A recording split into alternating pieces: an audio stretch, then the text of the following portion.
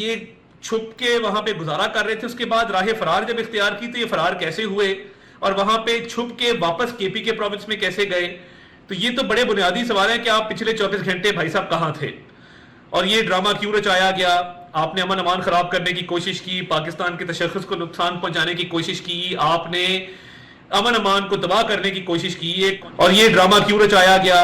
آپ نے امن امان خراب کرنے کی کوشش کی، پاکستان کے تشخص کو نقصان پہنچانے کی کوشش کی، آپ نے امن امان کو تباہ کرنے کی کوشش کی، ایک کانسٹیبل کی جان لی، جو ایک کانسٹیبل حمید جو ہے وہ شہید ہوئے۔ تو یہ ڈرامہ کس لیے رچایا گیا تھا؟ اور ان لوگوں کو بے سر و سامانی کی حالت میں چھوڑ کے آپ پہلے بھاگے کیوں، پھر چھپے کیوں، پھر چھپ کر واپس کیوں پہنچے؟ تو پچھلے 24 گھنٹے آپ کہاں تھے؟ یہ پہلا بنیادی سوال ہے۔ ایک پورے ملک کے اندر ایک کیمپین شروع کی گئی کہ علی امین گنڈا پور کو اغوا کر لیا گیا ہے، کبھی کہا گیا حکومت نے اغوا کیا، کبھی فوج نے اغوا کیا، کبھی ایجنسیوں نے اغوا کیا، کبھی محسن نقوی نے اغوا کیا، کبھی وزارت داخلہ کے اہلکاروں نے اغوا کیا۔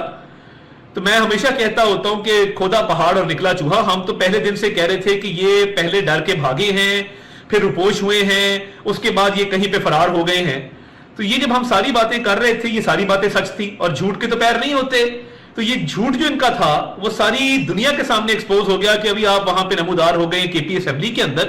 تو میں یہ سمجھتا ہوں کہ یہ جتنے بھی ان کے لوگ تھے، شندانہ گلزار نے ایک پورا انگریزی کے اندر جو ہے وہ مغربی دنیا کا ضمیر جگانے کی کوشش کی کہ یہاں پہ اغوا لوگ ہو رہے ہیں، ایک صوبے کا وزیر اعلیٰ اغوا ہو گیا ہے، پورے آپ یوٹیوب دیکھیں، ویلاگز دیکھیں، ان کے لوگ دھڑا دھڑ جو ہے وہ اس پہ بات کر رہے تھے۔ عمر ایوب نے کہا کہ ان کو اغوا کر لیا گیا ہے، بیرسٹر سیف نے کہا جی ہمارا رابطہ نہیں، ان کو اغوا کر لیا گیا ہے۔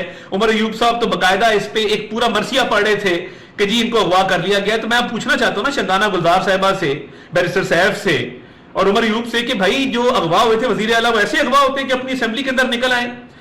ان کا منصوبہ ناکام ہوا بری طرح، جو ان کا پلان تھا کہ لا اینڈ آرڈر کو خراب کیا جائے، پاکستان میں جو لوگ باہر سے ڈیلیگیشنز آ رہے ہیں اس کو سیبوٹاج کیا جائے، سرکاری املاک کو نقصان پہنچایا جائے، اور پاکستان کی اکانومی جو ٹیک آف کر رہی ہے اس کو کسی طریقے سے جو ہے وہ نقصان پہنچایا جائے اور پاکستان کو ڈی سٹیبلائز کیا جائے۔ جب یہ سارے منصوبے ناکام ہو گئے اور لوگ ان سے اکٹھے نہیں ہوئے اس انقلاب کے لیے جو یہ لانا چاہتے تھے، تو یہ پھر بھاگ کھڑے ہوئے، اپنے لوگوں کو چھوڑ کر بھاگ گئے۔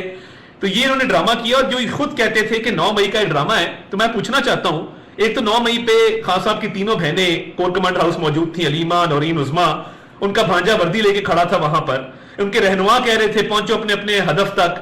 شریار افریدی کی آن ریکارڈ ہے اسپیچ، مراد سعید کا پیغام آن ریکارڈ ہے، یاسمین راشد صاحبہ گاڑی کے اوپر بیٹھ کے کہہ رہی ہیں ہم کور کمانڈر ہاؤس جا رہے ہیں۔ وہ آپ کی جماعت کے لوگ نہیں تھے کیا؟ وہ کسی اور ذہنی لیول پر چلے گئے تھے کہ وہ اپنے آپ یہ باتیں کر رہے تھے؟ کیا یہ منصوبہ بندی نہیں تھی؟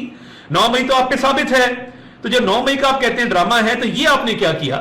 کیا یہ اغوا کا ڈرامہ نہیں تھا؟ یہ اینٹی کلائمیکس ہوا ہے، حکومت کا موقف سچ ثابت ہوا ہے، اور جو مکار اور جو فریبی اور جو جھوٹے الزام لگانے والے لوگ ہیں تحریک انتشار کے، ان کا مکروہ چہرہ پوری قوم نے دیکھ لیا ہے کہ کبھی فوج پہ الزام، کبھی آرمی چیف پہ الزام، کبھی وزیر اعظم پہ الزام، سب حقیقت کھل کے سامنے آ گئی ہے۔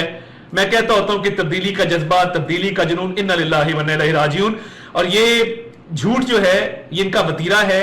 زندگی میں انہوں نے سچ نہیں بولا، ہمارا موقف درست ثابت ہوا، ان کا منصوبہ ناکام ہوا، اور پاکستان کی اکانومی جو ٹیک آف کر رہی ہے انشاءاللہ تعالی آپ دیکھیں گے مزید اشاریوں میں بہتری آئے گی، اور پاکستان ترقی کرے گا، اور یہ پاکستان کی جو ترقی میں رکاوٹیں ڈالنے والے یہ لوگ ہیں ان کے چہرے اور ایکسپوز ہوں گے، اور ان کے تمام منصوبے ناکام ہوں گے انشاءاللہ تعالی۔